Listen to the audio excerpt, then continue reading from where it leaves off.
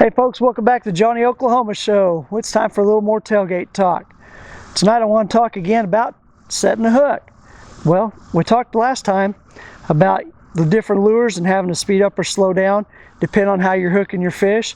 So tonight I want to talk about what you do with your rod once you get that bite and you know it's time to set that hook. So I'm going to cast this out here, and the first thing we're going to do is we're going to do an uplift hook, just one where we lift that rod straight up.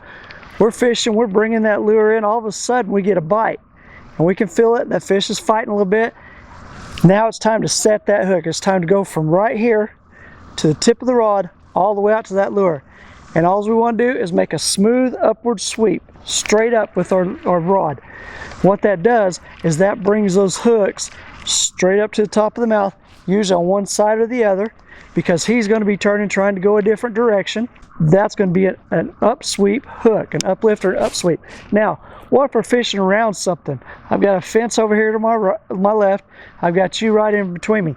So now I've had to cast over to my left, and I'm fishing to the side. And this can happen from either side, left or right, doesn't matter. And you'll see a really good shot of this from when we did the gummy worm challenge. What happens is I'm watching my rod tip. I'm reeling in. All of a sudden you'll see my rod tip bend just slightly to the left, and then you'll see it bend a whole lot more, and then you'll see me sweep that thing to the left. I'm keeping my rod level and I'm sweeping it over. And when you do that, what that causes to happen is for that hook to go straight across that fish's mouth to one side or the other.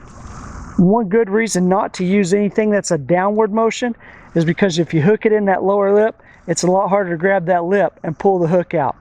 So that's how you set a hook. Real simple, real easy. Just an uplift or a sweep to either direction. Level and smooth either side. I'm Jonny Oklahoma, and I'll see you on the water.